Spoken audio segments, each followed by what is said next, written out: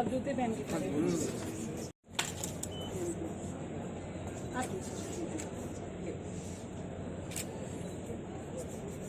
सरस्वती माँ को समर्पित किए थी प्रज्वलन।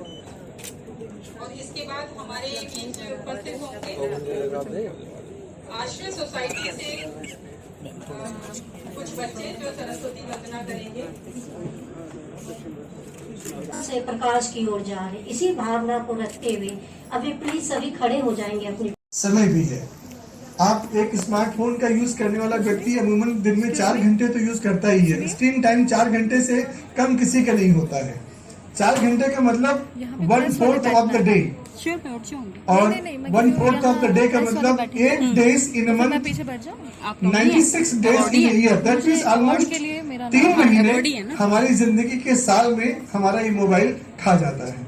अगर इसको हम एक 100 साल की जिंदगी से भी करें तो 40 × 120, हमारी जिंदगी के लगभग 12 से 13 साल इस फालतू की चीज पे हम लोग गंवा देते हैं। यहाँ पे बहुत सारे बच्चों की माँ बैठी हुई हैं, जो कि मातृ शक्ति के रूप में आज आपकी हम पूजा कर रहे हैं। और आज का ये जो महिला उन्नति संस्था का समारोह है विशेष है, क्योंकि जिन चीजों का इंतजार आप सभी 70 साल से कर रहे थे कि महिला आरक्षण विधेयक कब पास होगा, वो अंततः आपके माननीय प्रधानमंत्री जी के प्रयासों से पहली बार स्वतंत्रता के बाद कोई बिल राज्यसभा में 215 और 0 वोट से पारित हुआ है। दैट मीन्स किसी भी पुरुष ने इस महिला आरक्षण विधेयक का विरोध नहीं किया। तो हम आपके साथ हैं, हम आपके आगे बढ़ाने में आपके साथ हैं। सूर्ययान से लेकर चंद्रयान 3 तक हमारी रॉकेट साइंस में, हमारे टेक्निकल इंस्टीट्यूशंस में, हमारे मेडिकल इंस्टीट्यूशंस में, हमारे, क्योंकि अगर आप हमको न पछाड़ पाती तो शायद हमें लगता है कि जिन चीजों से उत्पन्न होके हम आए हैं उनमें कोई कमी थी। कमी सिर्फ अपॉर्चुनिटी की थी। जो एक हमारे संविधान में आर्टिकल है अवसर की समानता, वह नहीं था। और ऐसा नहीं है कि वह अनादिकाल से नहीं था। 712 ईस्वी से पहले एक भी उद्धरण कहीं पे नहीं मिलता कि महिलाएं पुरुषों की सहभागी नहीं थी। आप हमारे साथ स्कूल जाती थी, आपका यज्ञोपवीत होता था, आपको पढ़ने की, लिखने की, शास्त्रार्थ करने की पूरी छूट थी। और अपाला, घोषा, गार्गी, मैत्रेयी, गौतमी जो स्त्रियां हैं, इन्होंने हमारे ऋग्वैदिक मंत्रों की रचना में हमारा साथ दिया है।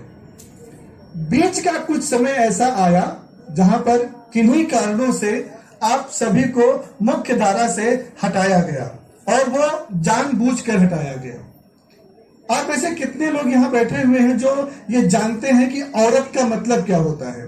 Please raise your hand. Not a single. आप जानते हैं बेटा? Very good. एक बच्ची है जो हमारे सामने हाथ खड़ा करके कह रही है कि सर मुझे औरत का मतलब पता है।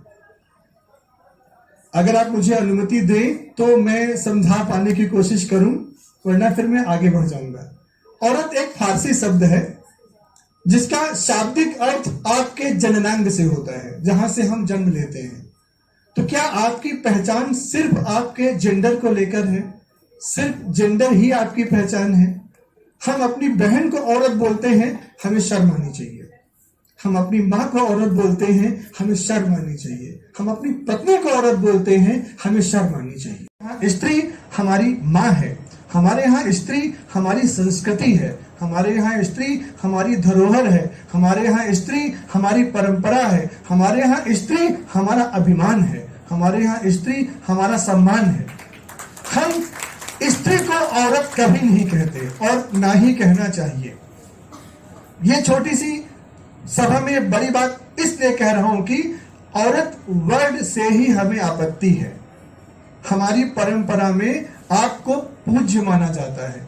जो लोग हमारी उम्र के बैठे होंगे उनको पता होगा कि हम घर से जब निकलते थे तो भले ही गोदी में 2 महीने की कन्या हो, हमसे कहा जाता था कि कन्या के पैर छू के घर से निकलो।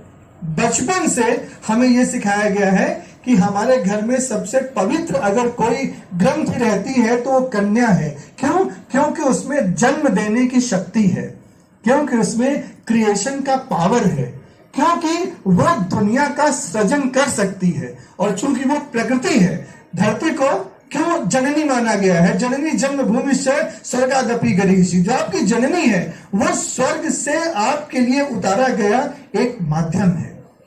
इसलिए हमको स्त्रियों की पूजा करना सिखाया गया है। और कतई आप ये मत समझिएगा कि मैं ये बातें आपसे इसलिए कह रहा हूं कि आज महिला उन्नति संस्था की सभा में खड़ा हूं। मैं 5 बहनों का इकलौता भाई हूं। मेरे घर में सिखाया गया है कि बहनों का सम्मान कैसे करते हैं। मेरे घर में मेरी बहनों की कभी पिटाई नहीं हुई, मेरी रोज होती थी। इसका मतलब मेरे घर में बालिकाओं का सम्मान था। मेरे पापा गर्व से कहते थे कि मेरी 5 बेटियां हैं, मैं 5 कन्यादान करूंगा। कन्यादान जो होता है वो सबसे बड़ा दान माना जाता है। और परिस्थितियां थोड़ी सी अलग हुई, कुछ कुरीतियां हमारे समाज में आई, जो दहेज प्रथा, कन्या भ्रूण हत्या जैसी चीजों के माध्यम से आगे बढ़ी। लेकिन अनादिकाल से ऐसा नहीं था। हमारे यहाँ स्त्री धन माना जाता है, आपको पता है ना, आप हमारी वेल्थ हैं। और बाकी सब तो छोड़ दीजिए, जो हमारी पूजा पद्धतियां होती हैं उसमें सबसे ज्यादा पूजा आपकी होती है, क्योंकि शक्ति का असीम स्रोत ही आप हो।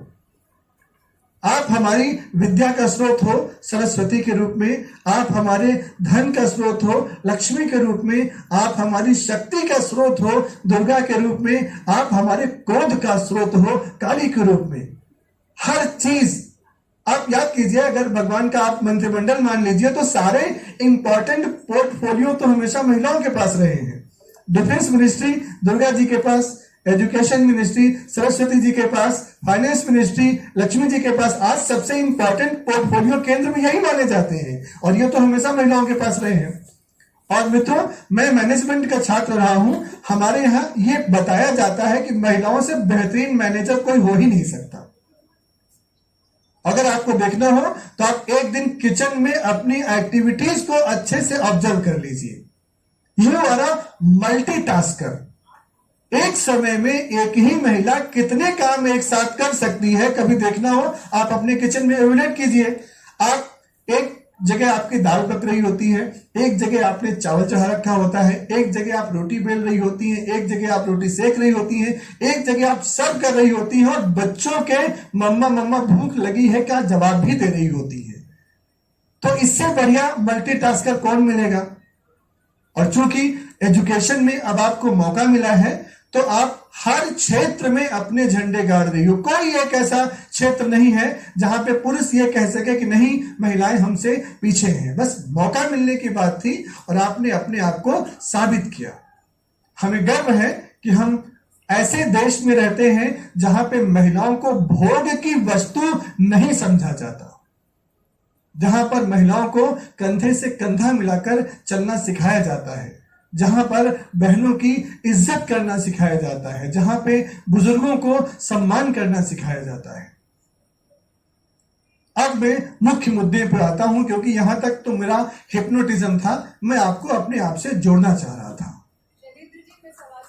प्लीज मैम, आप ऐसे बोल दो, आपकी आवाज इतनी बुलंद है कि यहां तक जरूर पहुंच जाएगी। मैं आपके उत्तर प्रदेश से ही हूं।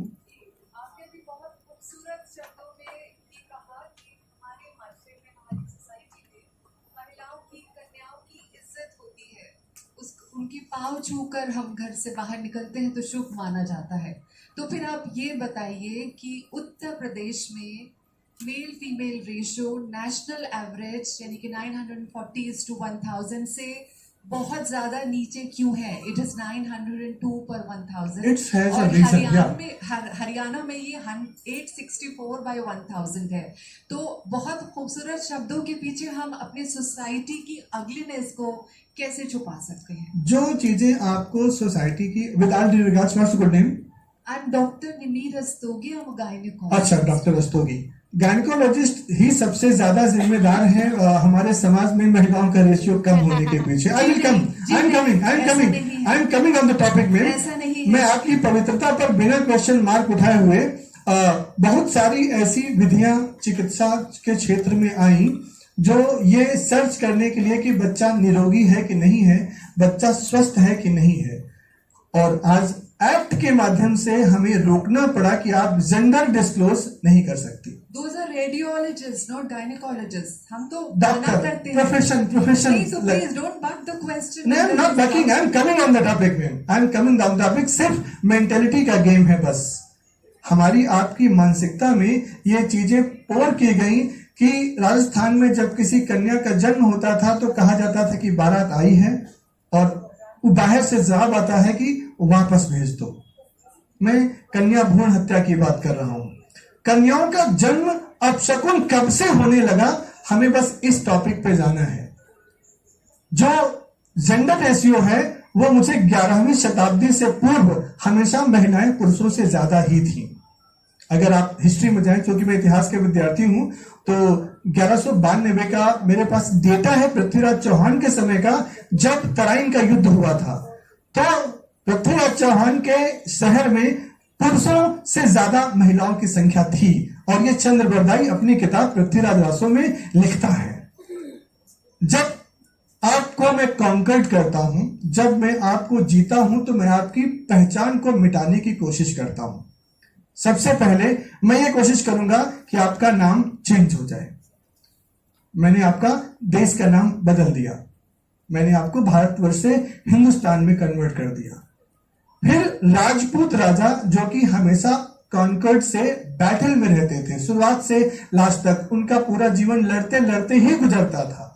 तो हम जब लगातार लड़ाई में लगे हुए हैं तो हमारा फर्टिलिटी रेट में हमेशा कम होगा, क्योंकि हम घर में समय दे ही नहीं पा रहे हैं।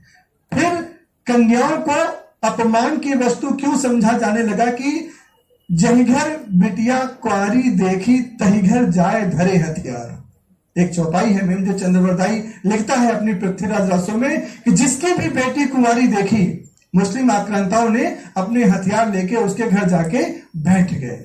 पर्दा प्रथा हमारे समाज में कभी नहीं थी, हमारे यहाँ महिलाएं कभी पर्दा करती ही नहीं थी। हमारे यहाँ तो महिलाएं यज्ञोपवीत संस्कार का भी जो है उनको अधिकार था। लेकिन जब घर में सुंदर कन्या हो और उसको उठाने के लिए 4 घुड़सवार आपके घर के सामने खड़े हो जाएं, तो माना यह जाता था कि इससे अच्छा है कि कन्या जन्म ही ना ले।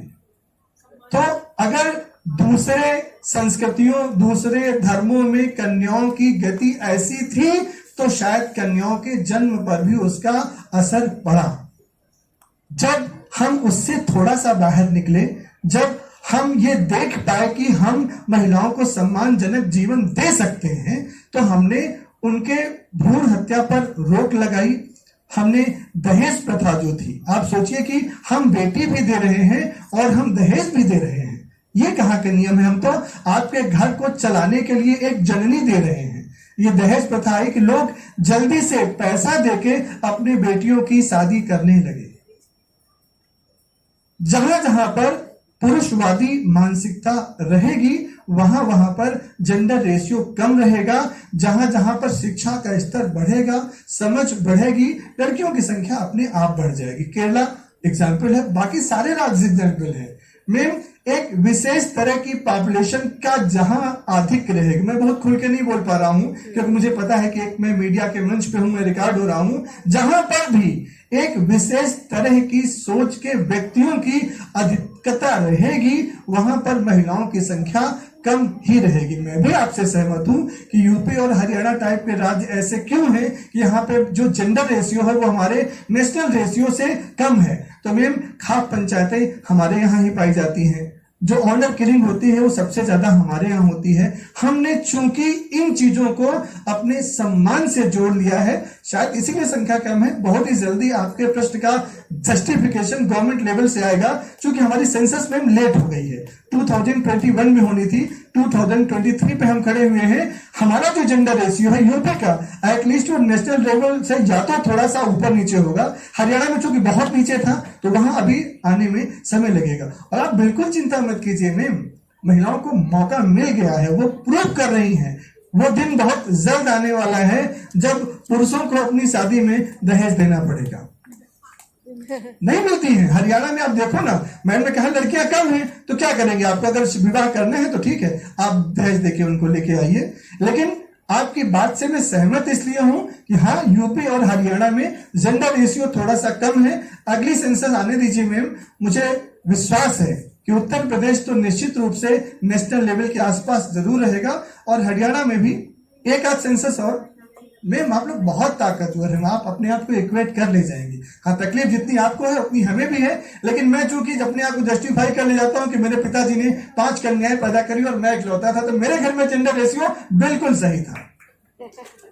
और मैं बताऊं, मेरी 5 बहनों में से 4 क्लास 1 गवर्नमेंट ऑफिसर हैं। एक बहन ने मतलब नौकरी करने से मना कर दिया, और अच्छा किया उसने मना कर दिया, क्योंकि बुढ़ापे में वही मेरे मम्मी पापा की लाठी और सहारा है, वही मेरे माँ बाप की सेवा कर रही है। और मैं आपको बता दे रहा हूं, मेरी चीज को मैं प्लीज रिकॉर्ड मत कीजिएगा, अगर आपको अपना बुढ़ापा शक्ति का इस्तेमाल कीजिए। मैं इनके क्वेश्चन में थोड़ा सा उलझ गया था। एक चीज जो मैं आपसे कहना चाहता हूं, पूरी दुनिया में जब भी कोई किसी चीज की खोज में निकला तो वो भारत आया, चाहे वास्को डिगामा हो, चाहे कोलंबस हो, चाहे मैगलन हो, चाहे डार्विन हो, चाहे फायान हो, चाहे वेनशांग हो, चाहे इब्न बतूता हो, सब हर जगह से निकले, सबको भारत आना है। और क्यों आना है ये सीक्रेट आज समझ के यहां से जाइएगा। गालिब या इकबाल का एक शेर है कि कुछ बात है कि हस्ती मिटती नहीं हमारी, सदियों रहा है दुश्मन दौरे जहां हमारा। तो मैम वो कुछ बात आइडेंटिफाई करने की कोशिश कीजिएगा। हर कोई जो बता सकता है कि वो कौन सी बात थी जिसकी वजह से यूनान मिट गया, रोम मिट गया, मिस्र मिट गया, बेबीलोन मिट गया, और अनादिकाल से आपका सत्य सनातन। हम नाग की पूजा पहले भी करते थे, बैल की पूजा पहले भी करते थे, सांप को दूध पहले भी पिलाते थे, सूर्य को अर्घ्य पहले भी देते थे, चंद्रमा की पूजा पहले भी करते थे। अनादिकाल से लेके आज तक वो कंटिन्यू है। एक ऐसी चीज जिसने इस चीज को उस स्थान से लेके यहां तक पहुंचाया हो, दैट इज यू मैम। आप हैं तो इस देश की सभ्यता है, इस देश के संस्कार हैं, और इसीलिए टारगेट आपको किया गया, टारगेट आपकी पूजा पद्धति को किया गया, टारगेट आपकी आस्था को किया गया, टारगेट आपकी संस्कृति को किया गया, टारगेट आपकी शिक्षा को किया गया। और कहा गया है ना कि जिस घर की महिला अगर शऊर वाली है तो उस घर के बच्चे हमेशा संस्कारित होंगे, क्योंकि पहला स्कूल ही आप थी। बच्चा वही देखेगा, जो वही करेगा जो मम्मी पापा करते हैं घर में। आप पहला स्कूल है अपने बच्चों का, और इसी इंस्टीट्यूशंस पे अटैक हुए 712 ईस्वी की से लेकर मैम मैकालियन वे ऑफ एजुकेशन से लेकर अभी इस न्यू एजुकेशन पॉलिसी तक, सिर्फ उसी कुछ बात पे जिसकी वजह से इस देश का अस्तित्व बचा हुआ है, उस पर लगातार अटैक हो रहा है। और इसमें रोल हम सबका भी है, हम उतने ही भागीदार हैं उसके जितने की विदेशी हैं, क्योंकि नैरेटिव सेट किए गए और हम उन्हीं नैरेटिव्स को फॉलो करते हुए यहां तक पहुंच गए हैं। क्यों महिला को घर से बाहर नहीं निकलना चाहिए? क्यों नहीं निकलना चाहिए भाई? महिला को स्कूल नहीं जाना चाहिए? क्यों नहीं जाना चाहिए भाई? महिला को पढ़ने का अधिकार नहीं है? क्यों नहीं है भाई? जो अधिकार एक जीव के रूप में आपको हासिल है वही हमारी महिला को भी हासिल है। और नए आपके संविधान ने आपको पढ़ने का हक दिया, अवसर दिया। आपने प्रूव किया कि वास्तव में आपकी कैपेबिलिटीज में किसी भी प्रकार की कोई कमी नहीं है। इसीलिए आप सब आज यहाँ पे बैठी हुई हैं। ध्यान रखिएगा कि चांद पर हम सिर्फ पुरुषों की वजह से नहीं है। 60% वीमेन साइंटिस्ट थी चंद्रयान 1 मिशन से लेकर चंद्रयान 3 तक। विज्ञान और तकनीक की ज्यादा पढ़ाई महिलाएं अच्छे से कर रही हैं बनस्पत पुरुषों के। डॉक्टर्स महिलाएं ज्यादा हैं बनस्पत पुरुषों के। क्यों? क्योंकि आप शायद 64 कलाओं के किसी भी स्तर को छू पा रही हैं। मैंने जानबूझकर ये 64 आर्ट्स वर्ड को कोट किया है। बहुत पुराना एक लेखक है हमारे यहाँ, चाहे आप उसको विष्णुगुप्त के नाम से जाने, चाहे आप उसको चाणक्य के नाम से जाने, चाहे आप उसको वात्स्यायन के नाम से जाने। पूरी दुनिया में कोई एक जीव बता दो जो 64 कलाओं में माहिर होता हो, एक्सेप्ट वीमेंस। आपको उन 64 कलाओं से दूर कर दिया गया। Sorry sir, I interrupt you, but it necessary. हमारी प्रीति मैम को कुछ ऑफिशियल वर्क से जाना है, तो आपके पास हुआ है। बहुत बहुत धन्यवाद। इंदु, अगर ज्यादा बोल दिया सॉरी। बहुत सादर आज्ञा है, कंक्लूड नहीं करवाएंगे। करेंगे आपसे। नहीं हमारा हमें बहुत आनंद आ रहा है आपको सुनने में। हम चाहेंगे कि आप इसको प्लीज कंटिन्यू रखें। सर कंटिन्यू करेंगे और सर के बारे बहुत ही व्यस्त समय से 10 मिनट का समय निकाल कर आए, उसके लिए बहुत बहुत धन्यवाद।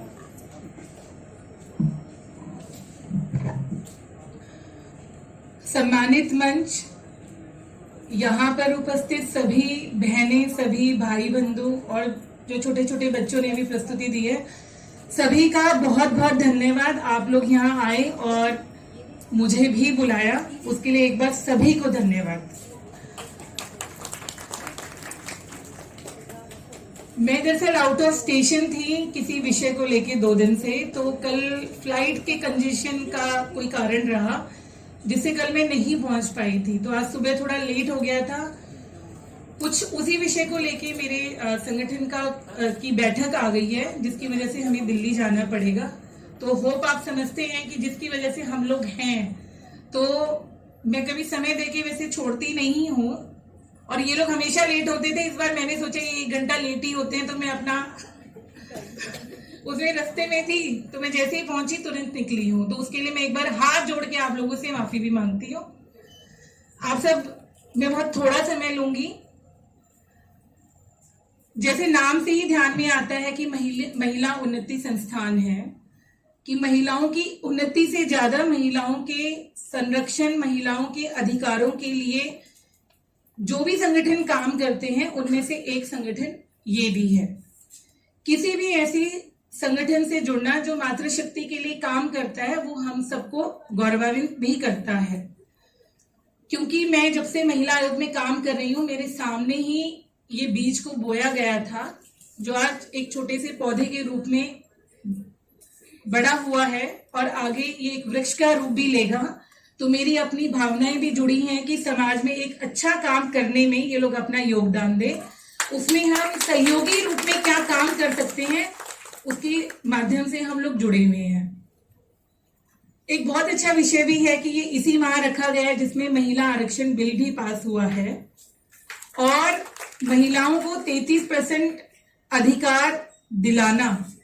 बातें तो 70 साल से हो रही थी, लेकिन कहते हैं बेटा और बेटी में फर्क तो हम सभी कहते हैं, लेकिन ऐसे कितने परिवार हैं जो इस बात को मानते भी हैं।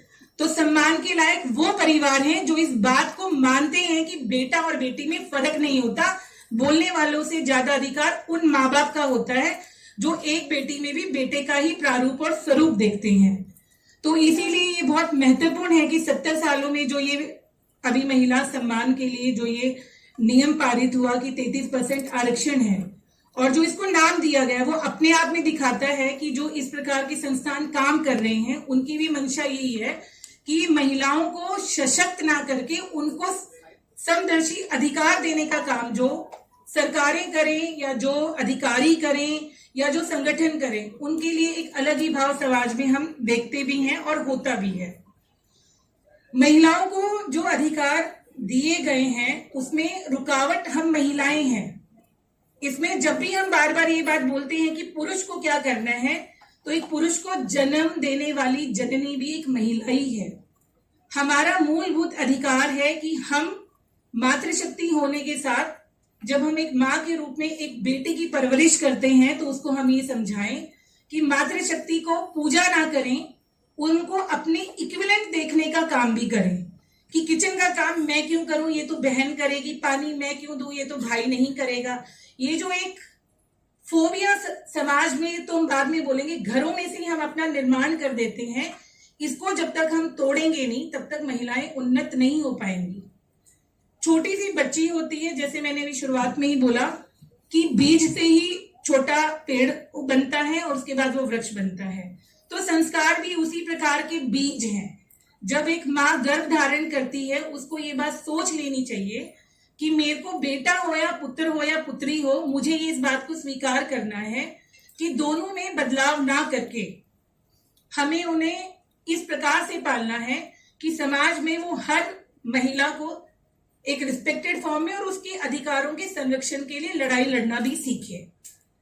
हर महिला समाज में, परिवार में, सोसाइटी में, रिश्तेदारों में अपने आप को स्थापित करने के लिए बहुत फाइट करती है, क्योंकि हमारे समाज में इस प्रकार का निर्माण नहीं है कि जो अभद्र चीजें होती हैं उसको हम डिस्कशन में लेके आए कि लोग क्या कहेंगे, मैं माँ को ये बताऊंगी, माँ मुझे ही ना डांटे। ऐसे कई विषय हमने आयोग में देखे हैं जिनकी वजह से व्यक्ति उन अपराधों को, अभद्रता को सहता जाता है, फिर वो अपने बच्चे से भी यही उम्मीद करता है कि नहीं ये तो ठीक है, ये तो हो ही सकता है। लेकिन ऐसे भी लोग हैं पैरेलल टर्म्स में जो अपने बच्चों को इतना ज्यादा काउंसलिंग करते हैं, इतना ओपन टॉक करते हैं कि बच्चा बहुत ही समझदारी से घर के बाहर उन विषयों को ना बात करके अपनी माता से या अपनी बहन से या अपने घर में जिससे भी वो कंफर्ट लेवल में उनको शेयर करता है। एक विषय मैंने हर बार, ये इनका 5वां स्थापना दिवस है, मैंने बार बार बोला है, किसी भी महिला को सम्मानित, सशक्त, चाहे वो सामाजिक सशक्तिकरण हो चाहे वो आर्थिक सशक्तिकरण हो, तभी मिल सकता है जब वो पहले पारिवारिक सशक्तिकरण के रूप में अपने आप को स्थापित करेगी समाज में। हम जिस प्रकार से अपने माता पिता के संरक्षण में सुरक्षित होते हैं, हमारे बच्चे भी हमारे इन लॉज के संरक्षण में या हमारे जो भी परिवार के लोग होते हैं उन्हीं के संरक्षण में वो लोग सुरक्षित हैं। बीच में एक समय आया था 5 से 10 साल का, 15 साल का, 20 साल का, तब मेड डिपेंडेंसी सोसाइटी हो गई थी। इसने इतना परिवारों को तोड़ा है और बच्चों के मेंटल लेवल को इतना डिस्ट्रॉय किया है कि उनको ये पता ही नहीं था कि जॉइंट बॉन्डिंग बोलते किसको है। आज वो समय फिर से रिपीट हो रहा है, फिर से ऐसे लोगों को समझ में आ गया है कि आप 10,000 15,000 रुपए मेड को देते हो या फिर आप क्रच में लेके आते हो, तो इससे बेटर है कि आप अपनी फैमिली को संयुक्त फैमिली में लेके आओ ताकि बच्चों का जो लालन पोषण है वो बढ़िया तरीके से हो। ये लालन पोषण जो है ये मानसिक डेवलपमेंट को भी, समाज के नवनिर्माण में भी बहुत मदद करता है। हम भी आज जिस स्टेज पे खड़े हैं, हमारे भी माता पिता का योगदान कम है, हमारे इन लॉज में भी हमारी सास का योगदान ज्यादा है। हर व्यक्ति को कमियों के साथ समाज में अपने परिवार के लोगों के साथ ही जुड़ा होना चाहिए, क्योंकि हम जब बाहर के रिश्तों के साथ अपनी भागीदारी बनाते हैं तो वो समय सूक्ष्म होते हैं, उनकी कोई लाइफ नहीं होती। और जब वहां से आप ब्रेक करते हैं तो आप फिर एक नया एपिसोड पे चल पड़ते हैं। ये डिस्ट्रॉय की तरफ जाता है, ये हम अगर बोले फॉरेन कल्चर की तरफ एडॉप्शन को लेके जाता है। हम लोग बहुत अच्छी देश में पले बड़े हैं जहां पे संयुक्त परिवार, सामाजिक परिवार, राजनीतिक दृष्टिकोण से आपस में जुड़ना, संस्कार हमारे हैं, हमारे धर्म हैं, हमारी संस्कृति है, हमारा पहनावा है। कितना अच्छा लग रहा है कि देखिए अगर मैं यहाँ पे देखूं तो सभी ने एक एथनिक वियर कर रखा है। एथनिक वियर का मतलब कभी ये नहीं होता कि हाँ ठीक है कोई ट्रेडिशन है, कोई ऐसा घर में त्योहार है या कुछ ऐसा है तभी हमें पहनना है। एक साड़ी में, एक सूट में भी आप एक मॉडर्न कल्चर में अपने आप को रिप्रेजेंट कर सकते हैं, वो भी एक कैजुअल लुक होता है, वो एक फॉर्मल लुक में भी आता है। ये कहने आ रहे नहीं ये तो मतलब कम पढ़े लिखे इसीलिए ये साड़ी पहनेगा, अरे नहीं ये तो इनको तो कभी कभी पहनना होता है इसलिए कोई वो नहीं है। कहने का मतलब है मेरा किसी के ऊपर पहनावे पे टिप्पणी नहीं है, लेकिन मेरा ये कहना है किसी भी पहनावे पे टिप्पणी करने से पहले ये सोच लेना चाहिए कि हम अपने पहनावे पे ही टिप्पणी कर रहे हैं, क्योंकि वो जो पहनावा है वो कहीं ना कहीं हमारी दादी, कहीं हमारी नानी, कहीं हमारी माता, कहीं हमारी चाची, कहीं हमारे घर में कहीं कोई IAS हो सकता है तो कोई IPS हो सकता है, कोई टीचर हो सकता है, कुछ वो सब अर्निंग हैंड्स हैं जो ये कपड़े पहनते हैं। तो हम उनसे क्या देख रहे हैं? सिर्फ उनका आर्थिक सशक्तिकरण, उनका ओवरऑल क्यों नहीं हम लोग अडॉप्ट करते? आज के समय में नहीं, जब से महिलाएं काम करती हैं तो महिलाओं पे दोहरी जिम्मेदारी है, घर भी संभालना और बाहर जहां वो नौकरी कर रहे हैं उसको भी संभालना और फिर वापस आकर उसी घर को दोबारा जाकर संभालना। महिलाओं में एक ऐसी छुपी हुई प्रतिभा है कि उसको कितने भी काम दे दो, ईश्वरीय उसकी संरचना इस तरीके से बनी है कि वो सब कुछ अडॉप्ट कर सकती है। वो जितना भी नेगेटिव सोसाइटी से मिलता है उसको भी अडॉप्ट करती है, वो जितना भी पॉजिटिव मिलता है उसको लेकर आगे बढ़ने की कोशिश करती है। मैं एक छोटा सा उदाहरण दूंगी। एक मेंढक था जो कुएं के अंदर था, तो कुएं में पानी ज्यादा भर गया तो मेंढक की भी तासीर है कि वो स्टेप्स मतलब ऐसे ऐसे करके बढ़ ही जाता है। तो वो बाहर निकलने में सक्षम हो गया और 5-7 लोग और भी थे जो मेंढक थे, वो भी निकल गए। अब उसने सोचा कि बारिश का पानी है, मैं वहां से तो निकल गया, मैं पेड़ पे कैसे चढ़ूंगा। सभी लोग कह रहे थे कि नहीं, तू नहीं चढ़ सकता, संभव नहीं है, ये है वो है। लेकिन उसको ये लगता है, क्योंकि वो डेफ होता है, उसको लगता है ये जो सब चिल्ला रहे हैं ये मुझे मोटिवेट कर रहे हैं कि तू चढ़ सकता है, चढ़ सकता है, चढ़ सकता है। और वो जहां उसको चढ़ना था वो वहां जाकर बैठ जाता है। तो बाद में मोरल ऑफ द थीम ये है कि जब वो बैठ जाते हैं, नीचे देखते हैं, तो उसको लगता है कि बाकी लोग तो ट्राई भी नहीं कर रहे। इसीलिए जब आप सक्सेस की तरफ बढ़ेंगे तो आपको गूंगा बहरा होना पड़ेगा, क्योंकि आपको नेगेटिव लोग आपके लेग पुलिंग करेंगे। पॉजिटिव व्यक्ति 100 में से शायद कोई एक ऐसा मिल जाए जो आपको हाथ पकड़ के आगे बढ़ाने की कोशिश करेगा। अगर आपने अपने निर्णय को धारण कर लिया है कि मुझे ये काम करना है और मैं अकेला ही चलूंगा और मुझे किसी सपोर्ट सिस्टम की आवश्यकता नहीं है, तभी आपके पीछे काफिला चलेगा। अगर आपने ये ठान लिया कि नहीं, मुझे किसी का हाथ पकड़ना है तभी मैं लेफ्ट या राइट चलूंगा, तो आप कभी भी जीवन दर्पण में सक्सेसफुल नहीं हो सकते हैं। मेरा केवल आप लोगों को कहने का तात्पर्य ये है कि आप किसी संस्था से जुड़ें, या आप अपने व्यक्तित्व से जुड़ें, या आप अपने व्यक्तित्व का निर्माण करें। आपको ये ठान लेना स्वतः ही पड़ेगा कि मेरे लिए जो मैंने निर्णय लिया है उसको मैं सही साबित करने की ताकत रखती हूं। तभी एक महिला आर्थिक सशक्त हो सकती है, सामाजिक सशक्त हो सकती है और पारिवारिक सशक्त हो सकती है। महिलाएं जब तक सामान्य रूप से पुरुष के समकक्ष होकर अपने निर्णयों की भागीदारी नहीं करेगी, तब तक किसी भी प्रकार का सशक्तिकरण आधा अधूरा ही रहेगा।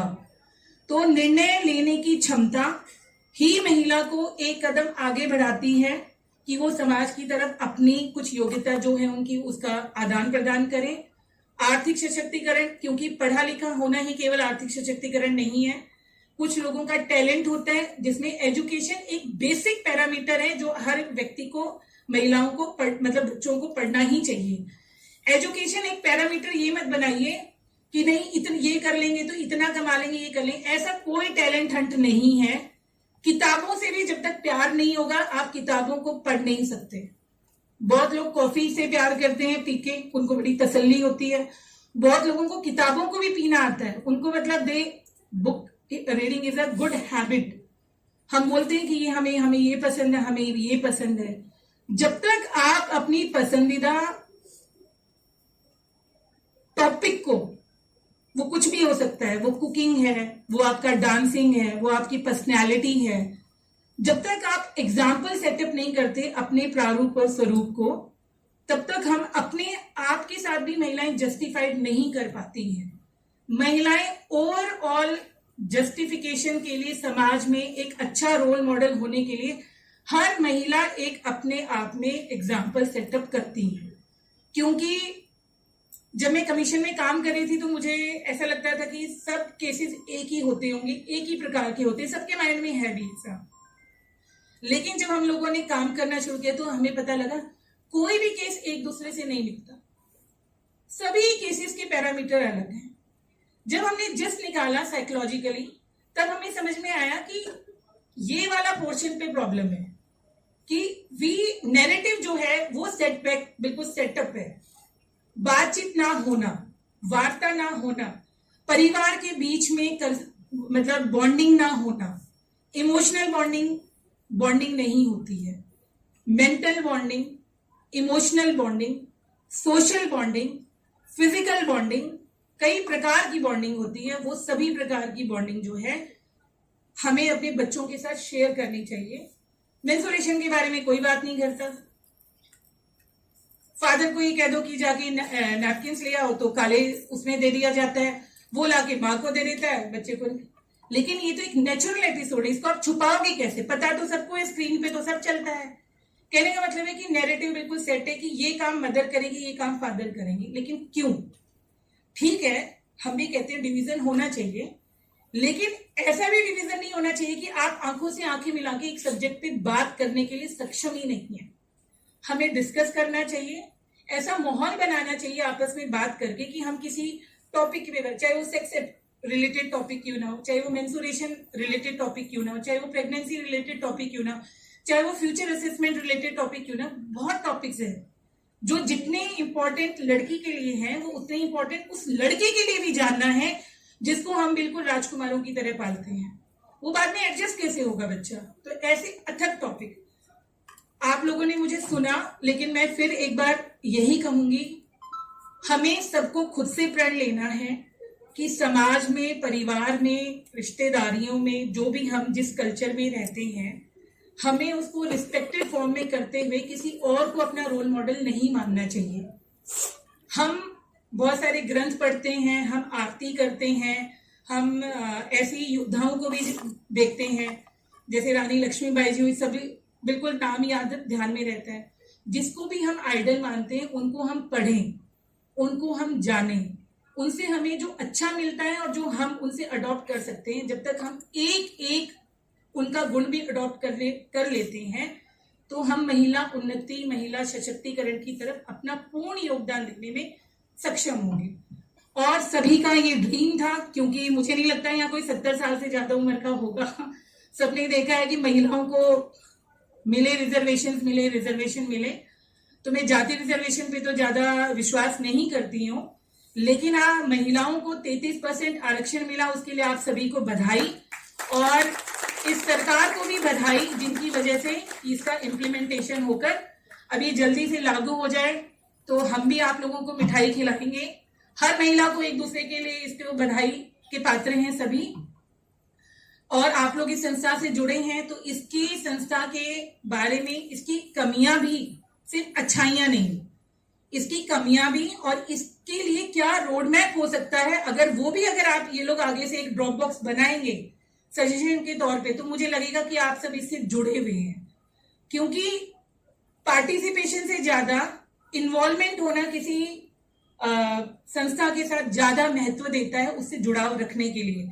तो आप लोग नियमित इन लोगों को सजेशंस देते रहिए, इनको रोड मैप बना के दीजिए, और हम लोगों से जो भी मदद होगी, जो हम लोगों ने सीखा है गवर्नमेंट से और अपने एक्सपीरियंस से, वो हम लोग भी साझा करते हैं। तो एक बार आप लोगों ने मुझे सबने सुना, एक बार और आप लोगों का धन्यवाद, बहुत बहुत धन्यवाद।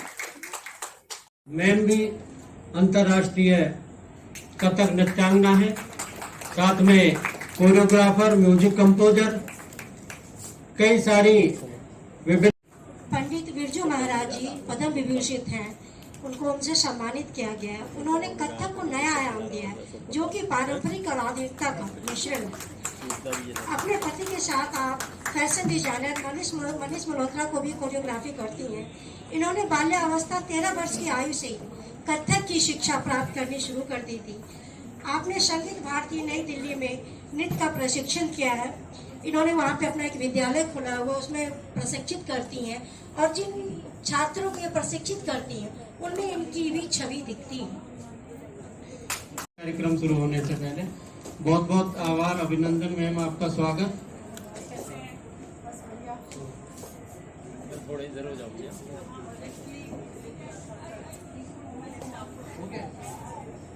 Thank you ma'am.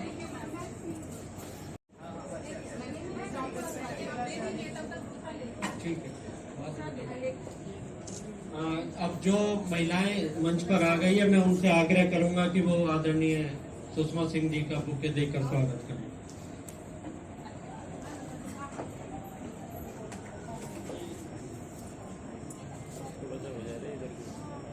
एक तरह से बहन का समझिए या माँ का समझिए, हमारे परिवार पर, हमारे संगठन पर बहन जी का आशीर्वाद हमेशा बना रहा है।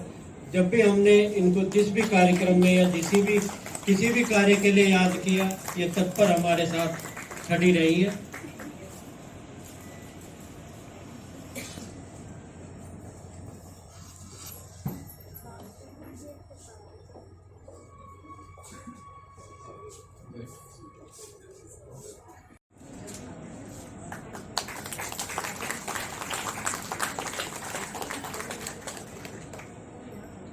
प्रिया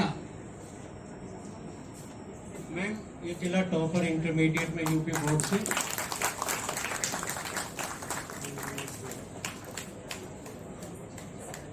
और और ये इनका सपना IAS बनने का है। हम इनको बहुत बहुत शुभकामनाएं देते हैं।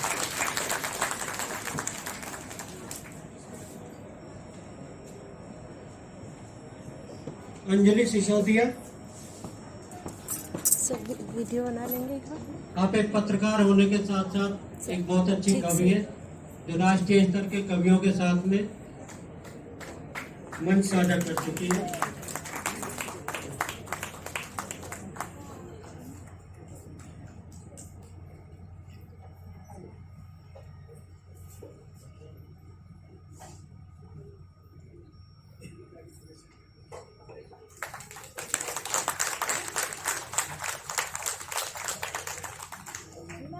अपने व्यस्त समय से थोड़ा समय निकाल कर हमारे कार्यक्रम में मैम आई, तो उनका हृदय से अभिनंदन करता हूं और आग्रह करता हूं कि हमें अपने शब्दों से हमारा मार्ग प्रशस्त करेंगे।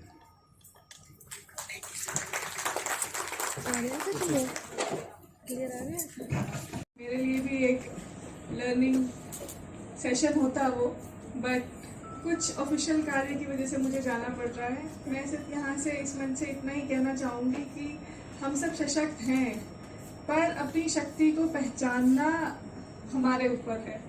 हम कितना इस चीज़ को रियलाइज़ करते हैं कि हम एम्पावर्ड हैं, वही सबसे ज़्यादा इम्पोर्टेंट है। कोई और हमें लाके हमारी एम्पावरमेंट नहीं दे सकता है, हमें कोई और एम्पावर नहीं कर सकता है। अगर हम सपोर्ट ढूंढेंगे, अगर हर महिला सपोर्ट ढूंढेगी आसपास कि हमें कोई और एम्पावर कर दे, तो हमें कभी कोई एम्पावर नहीं करेगा। आप खुद ही देख लीजिए, मांगने के ऊपर हम कितना किसी को दे देते हैं। लेना खुद ही पड़ता है, मेहनत खुद ही करनी पड़ती है। अगर आप आज मेहनत कर रहे हैं तो आप यहाँ से अवार्ड लेके जा रहे हैं। अभी बच्ची थी जिसने इंटरमीडिएट टॉप किया था, या एक महिला हमारे बीच में आई थी जिन्होंने UP civil services examination clear किया। मेरे ख्याल से ये बहुत बड़ी अचीवमेंट है, और हर कोई इस जगह पे आ नहीं सकता, हर कोई इन सभी अचीवमेंट्स को पा नहीं सकता। अगर आप रियलाइज करेंगे कि हाँ आपको करना है, आप इस चीज़ को ठान लेंगे कि हाँ हमें कुछ पाना है, तो हम सब कुछ पा सकते हैं। और यही एक चीज़ है जो सबसे ज़्यादा इम्पोर्टेंट है कि आप कितना ज़्यादा दृढ़ विश्वास स्वयं पे करती हैं। अगर हम स्वयं पे विश्वास करेंगे तो कोई भी ऐसा पिनकल नहीं होगा जो कि हम रीच ना कर सकें। तो हमें ही मेहनत करनी है, हमें ही खुद को मोटिवेट करना है कि हम हमेशा एम्पावर्ड रहें और हमें किसी भी सपोर्ट की उसके लिए ज़रूरत ना पड़े। बट हाँ, जो भी लोग हमें सपोर्ट करते हैं, सबका काम है, हम लोग भी एक दूसरे को सपोर्ट करते हैं, तो उनकी आप हमेशा सराहना कीजिए और उस चीज़ को एक्सेप्ट भी करिए कि कोई आपको सपोर्ट कर रहा है तो आप उसको इतना गलत मत लीजिए कि नहीं कोई सपोर्ट कर रहा है तो बिल्कुल ही गलत चीज़ है, हम तो अकेले ही चलेंगे, हम एक एक्सट्रीम फेमिनिज्म की दौड़ में शामिल हो जाए, वो भी चीज़ ठीक नहीं है। इक्वालिटी जब तक सोसाइटी में नहीं रहेगी तब तक सोसाइटी का जो है पूर्ण रूप से डेवलपमेंट नहीं हो सकता है। तो हमें दोनों पक्षों को साथ ही लेके चलना है, खुद का भी एम्पावरमेंट करना है और दूसरों का भी एम्पावरमेंट करना है। Thank you so much.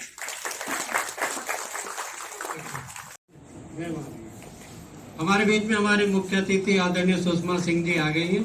थोड़ा नायक सीधे आग्रह करूंगा कि वो हमारे समाज कल्याण अधिकारी शैलेंद्र सिंह जी का बुके देकर स्वागत करें।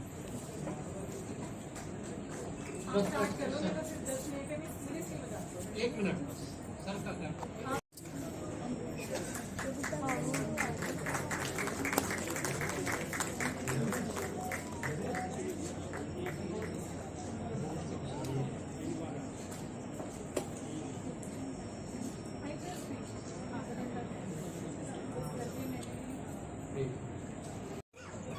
कथक नृत्य का संगीत विद्यालय चलाती हैं। पिछले 30 सालों से आप नोएडा में मैडम भरतनाट्यम चलाती हैं। भरतनाट्यम एक बहुत ही भारत सरकार में काम करने के अलावा विदेशों में भी इन्होंने समय बिताए हैं। रोटरी क्लब नोएडा की अध्यक्ष रह चुकी हैं।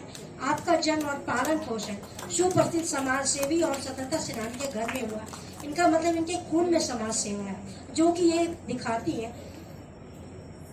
नोएडा में इनका एक विद्यालय है जो संगीत और नृत्य को प्रशिक्षण देने वाली त्यागराजा सेंटर के नाम से जाना जाता है। आपकी डॉक्टर निम्मी रस्तोगी।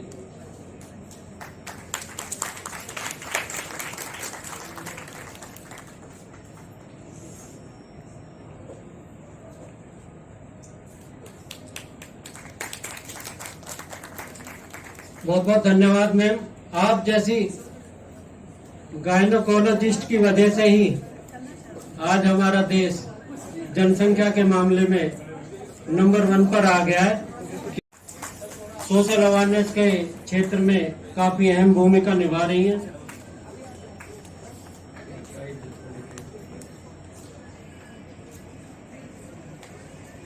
अपनी कमजोरी को शक्ति बनाते हुए साहित्य के क्षेत्र में अपनी प्रतिभा का लोहा मनवाया।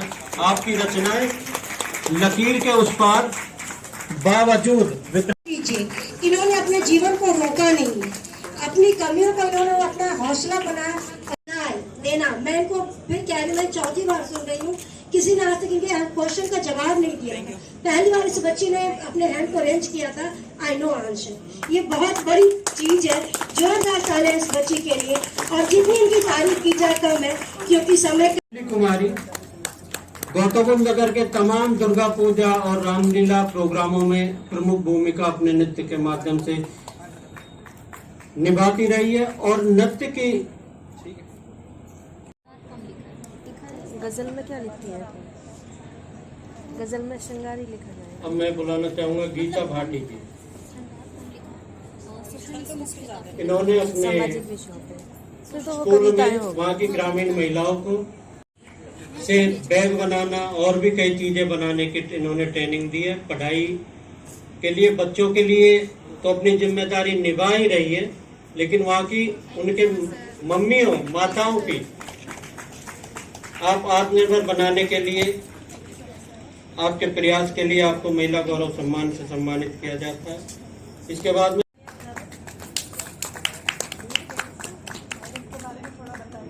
निविदा फाउंडेशन एक ऐसा फाउंडेशन जो महिलाओं को आत्मनिर्भर बनाने के लिए कार्य कर आत्मरक्षा के शिविर, जागरूकता शिविर आदि प्रोग्राम आयोजित कर एक समाज के लिए बहुत अच्छा कार्य कर रही है।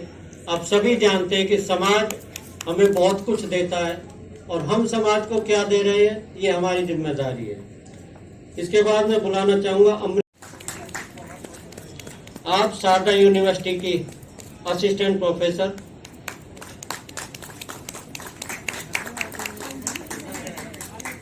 आस्था सिंह जी।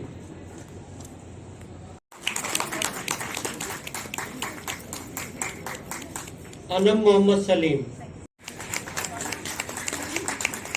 जॉयस प्रभुदास, जॉयस प्रभुदास,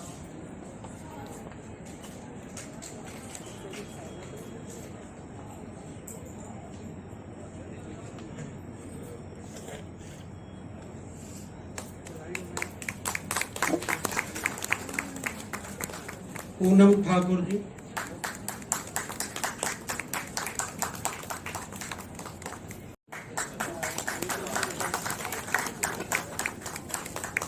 दीपा रानी।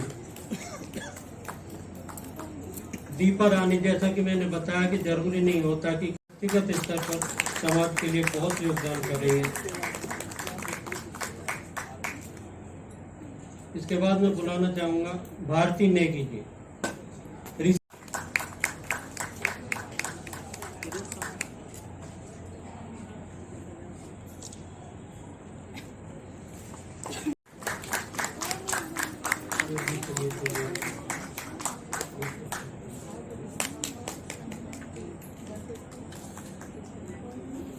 तो इससे उन बच्चियों को काफी फायदा हुआ है जो भेदभाव या आर्थिक तंगी की वजह से जिनकी पढ़ाई छुड़ा दी जाती है, उन बच्चियों के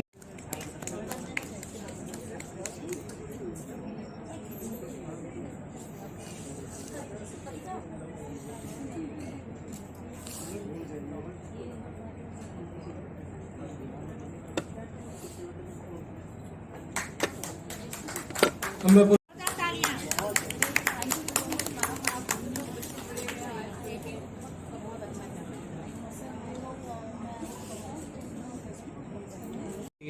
उसको चुनते हैं और उसको सम्मानित कराते हैं। इस बार इस अवार्ड के लिए गौतम बुद्ध नगर टीम को चुना गया है। गौतम बुद्ध नगर की टीम को मोमेंटो देकर उनकी हौसला अफजाई करें।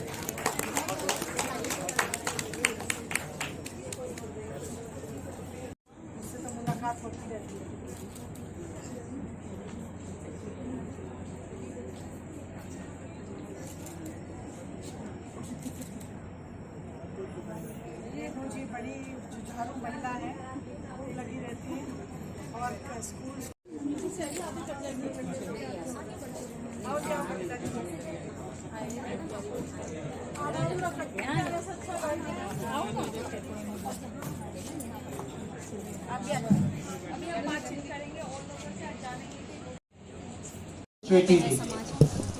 नमस्कार, भारत वंदन न्यूज़ से मैं अंजलि सिसोदिया। साथियों, चूँकि मैं एक साहित्यकार से बात करने जा रही हूँ और मैं खुद भी एक साहित्यकार हूँ और मुझे कहीं अपनी पंक्तियाँ याद आती हैं कि मैंने माना कि दर्द जिगर है बहुत, नैनों में आंसू, आँखों के आंसू में समुंदर बहुत, ना विचारो जमाने की फितरत को तुम, मन में रख हौसला, रास्ते हैं बहुत। तो ऐसे ही रास्ते खोजने वाली एक प्यारी सी बिटिया हमारे साथ हैं, जिनका नाम क्या आप देख रहे हैं। जो भी बच्चे जा रहे हैं, परिस्थितियाँ कभी भी सफलता का अवरोध नहीं बन सकती हैं और मैं महिला उन्नति संस्था के एक सम्मान समारोह में आई हुई हूँ, जहाँ पे हम आप परिस्थितियाँ बिटिया की देख रहे हैं। मैं कहने में थोड़ी सी सक्षम नहीं हूँ, क्योंकि बिटिया ने वो कर दिखाया है, वो साहित्यकार है। आप अपनी कविता से आप दो शब्द। प्रीतम बाटे जी हरियाणा से प्रदेश अध्यक्ष हमारे। आपने अभी जो कविता कही तो उससे मुझे अपनी दो पंक्ति याद आ रही हैं कि आप कुछ भी कर रहे हैं उसमें जीतना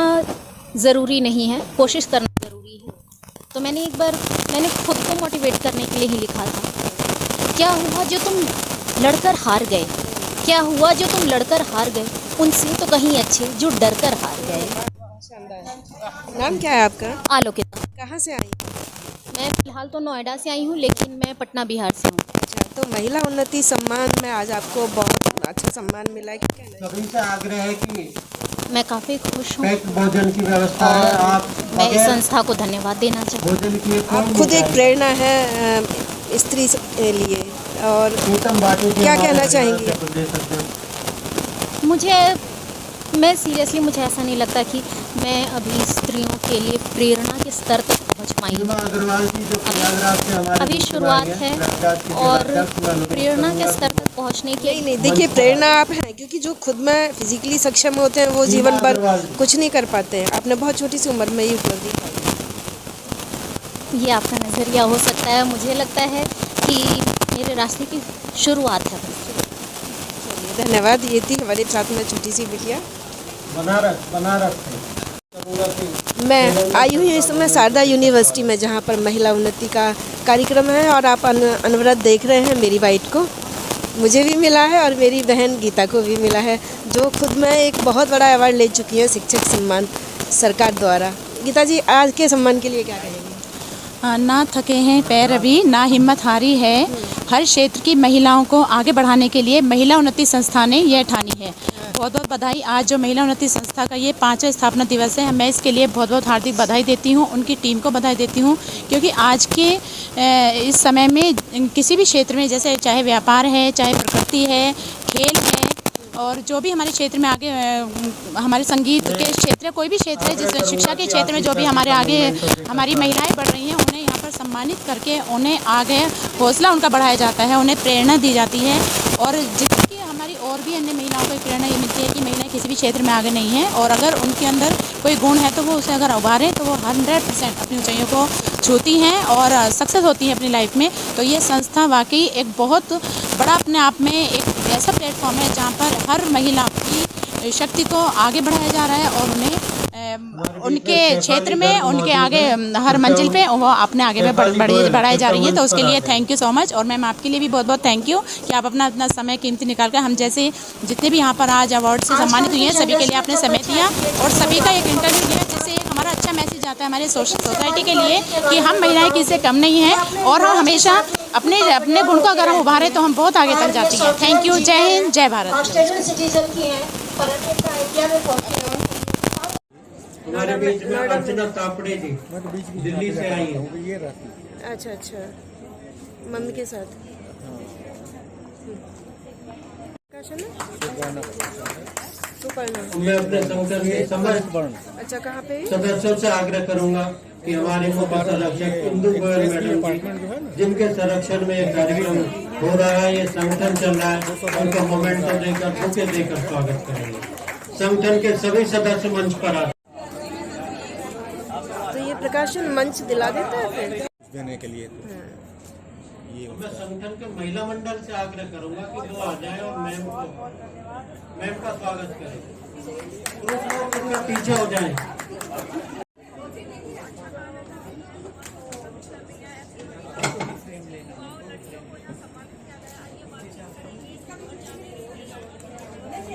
हर व्यक्ति पीड़ित है। समय वो अब लूट या स्नैचिंग या घर में जाके डकैती करने का नहीं रहा। अब साइबर क्राइम इतना ज्यादा मतलब बढ़ गया है कि हर व्यक्ति जो यहाँ पे इस समय जितने लोग हैं इंडिया में या बाहर जितने भी लोग हैं, बिना मोबाइल के, बिना इंटरनेट बैंकिंग के कोई भी चीज संभव नहीं है।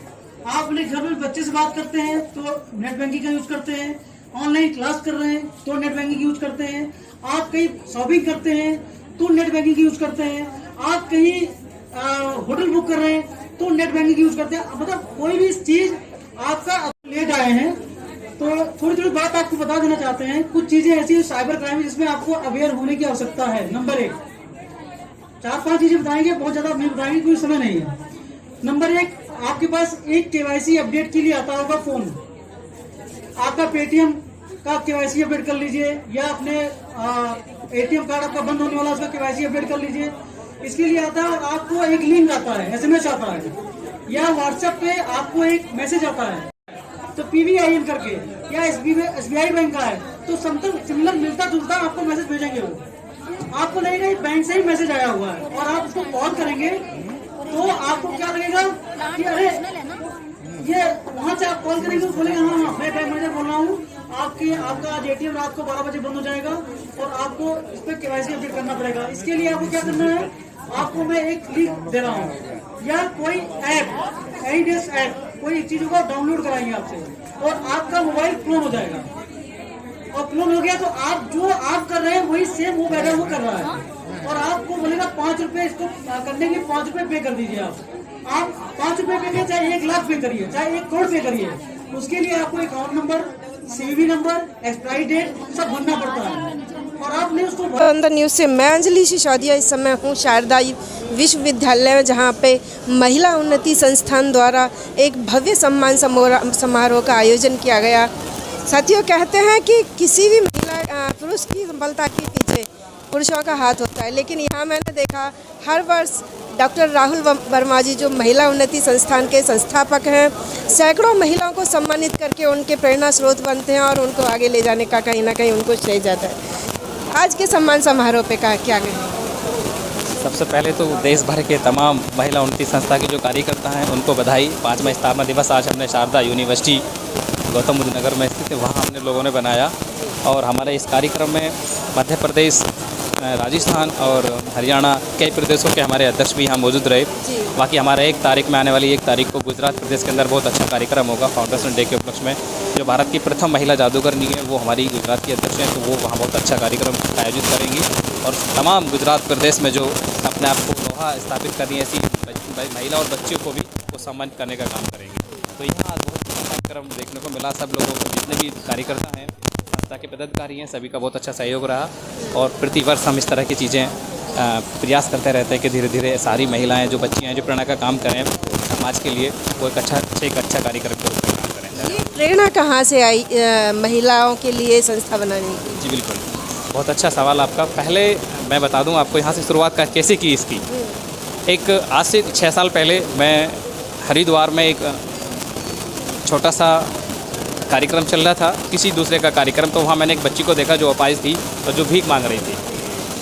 वो अपाहिज थी, उसका पैर टूट गया था और पढ़ी लिखी होने के बावजूद भी ना तो वो ससुराल की थी और ना ही वो मायके की थी, मतलब दोनों तरफ से उसको निकाल दिया था।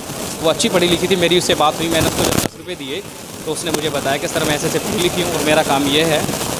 तो मुझे वहाँ से समझ में आया कि यार एक महिला पढ़ी लिखी होने के बावजूद भी आज मैं देख रहा हूँ कि वो अपने घर की भी नहीं है और अपने ससुराल की भी नहीं है। तो वहाँ से मुझे ये सबक मिला कि आज के बाद हम लोग एक ऐसा संगठन तैयार करेंगे जहाँ समाज में इस तरह की महिलाओं को या अलग अलग काम करने वाली महिलाओं को हम एक सम्मान, एक नए बैनर के साथ ला सकें और एक अच्छा स्तंभ स्थापित काम कर सकें, ताकि उनको सम्मान के साथ फिर हम पुरुषों का ये हाथ हो सके। तो आज मैं देख रहा हूँ 5वें स्थापना दिवस पे पूरे तमाम देश भर के कार्यकर्ता महिला उन्नति संस्था की सभी को मैं बधाई देता हूँ। और यहाँ भी बहुत अच्छा कार्यक्रम आज होगा। आगामी 1 तारीख को फिर हमारा एक गुजरात के अंदर बहुत बड़ा भव्य कार्यक्रम है जहाँ सैकड़ों महिलाओं को सम्मानित किया जाएगा। सरकार ने लोकसभा और विधानसभा में महिलाओं के लिए आरक्षण पारित किया है, नारी वंदन अभिनंदन वाला कार्यक्रम, क्या कहेंगे? मैं देखो, पहले तो सामाजिक कार्यकर्ता होने के नाते मैं सरकार की कोई भी ऐसी चीज़ों पर मतलब अपने शब्द नहीं कहूँगा कि जो जिससे कि लेकिन महिलाओं के पक्ष में तो हाँ बिल्कुल, उसमें कोई दौरा नहीं है। जो उसके मैं अभिवादन और वंदन करता हूँ और बधाई देता हूँ जो सरकार अभी हम वर्तमान में चल रही है सभी को धन्यवाद। तो ये थे हमारे साथ में डॉक्टर राहुल वर्मा जी, महिला उन्नति संस्थान के संस्थापक। देखते रहिए भारत वंदन न्यूज़। नमस्कार, धन्यवाद जी। जैसा कि आप देख रहे थे, महिला उन्नति संस्थान द्वारा बहुत सारी बहनों को यहाँ पे सम्मान दिया गया है शारदा विश्वविद्यालय में, और उनका एक विशेष सम्मान होता है लाइफ टाइम अचीवर अवार्ड। और यहाँ पे जो हमारे नोएडा की भरतनाट्यम नृत्यांगना है और वरिष्ठ समाज सेविका हैं राजश्री त्यागराजन सिंह। मैम, कैसा लग रहा है लाइफ टाइम अवार्ड पाकर? मुझे बहुत अच्छा लग रहा है, खास करके मैं नोएडा में रहती हूँ लेकिन अवार्ड मैं ग्रेटर नोएडा में आके ली हूँ। बात यह है कि महिला उन्नति संस्थान, क्योंकि उस नाम के अंदर ही है महिलाओं को उन्नति चाहते हैं, तो मुझे समाज सेवा और आर्ट फील्ड में हो गया काफ़ी साल, लगभग 40 साल से हम लोग यहाँ पे हैं।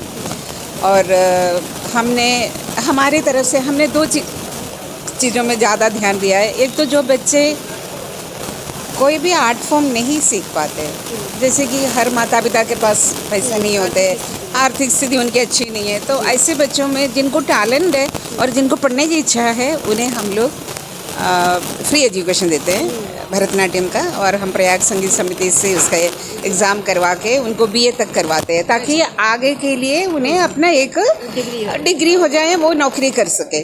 दूसरी एक और चीज़ है इसके पीछे, अब कल का क्या होगा कैसे होगा हमें कुछ नहीं पता, तो वो लड़कियां जहाँ भी जाएंगे रहेंगे, अगर वो 10 बच्चों को सिखा भी लेते हैं तो उनकी आमदनी हो जाएगी, वो अपने घर चला सकते हैं। और जहाँ तक सामाजिक सेवा मैं जो करती हूँ, हम लोग दक्षिण, मूल रूप से मैं केरला से हूँ। यहाँ जहाँ मैं रहती हूँ नोएडा में, नोएडा ने खास करके उत्तर प्रदेश ने हमें बहुत कुछ दिया है। हमारी जो नाम है, जो आज हमें सब कुछ नोएडा की वजह से, तो हम क्या कर सकते हैं, अभी थोड़ा टाइम दे सकते हैं, और जिनको हमारी ज़रूरत है उनके लिए हम लोग थोड़ा सा टाइम देते हैं और थोड़ा सजेशंस देते हैं, खास करके एजुकेशन में। और जैसे मैंने बोला कि मैं दक्षिण भारत से हूँ, तो केरला में एक मोटो है कि एजुकेशन फॉर ऑल। तो मेरी छोटी सी प्रयास ये रहती है कि जहाँ कहीं भी बच्चों का लगता है कि उनको पढ़ने की ज़रूरत है या उनको किसी तरीके का मदद का ज़रूरत है, खास करके माइग्रेंट लेबर्स का बच्चों के लिए काम करते हैं। और मैं आशा करती हूँ जो भी महिलाएं समाज के लिए कुछ भी करने चाहते हैं, पहले अपने घर संभालो, उसके बाद आप बाहर निकलो, क्योंकि आप में बहुत ज़्यादा कैलिबर है जो आप नहीं समझते। सेवा, समाज सेवा जो होती है वो घर से ही प्रारंभ, बिल्कुल घर से प्रारंभ होने चाहिए। वो इसलिए बोलते हैं कि क्योंकि घर नेगलेक्ट करके बाहर निकलेगी ना, आपका एक गिल्ट फील होगा। हाँ, मतलब कि भाई मैंने घर में वो नहीं किया, बच्चों को नहीं संभाला, बाहर निकल गया। उससे अच्छा है कि आप घर को संभालो, माता पिता है, सास ससुर है, जो भी है, लेकिन अपने आप को किसी चीज़ में कम नहीं समझना, क्योंकि हमारे पास 6th सेंस है, हम बहुत कुछ कर सकते हैं। तो पुनः मैं इन महिला उन्नति जो भी इन्होंने आज ये जो कार्यक्रम यहाँ आयोजन किया है, तहे दिल से मैं उन सबको शुक्रिया अदा करती हूँ और इनको best wishes for all their future endeavours. Thank you. और धन्यवाद। अंजलि सिसोदिया को भी बहुत बहुत शुक्रिया। धन्यवाद मैम, नमस्कार।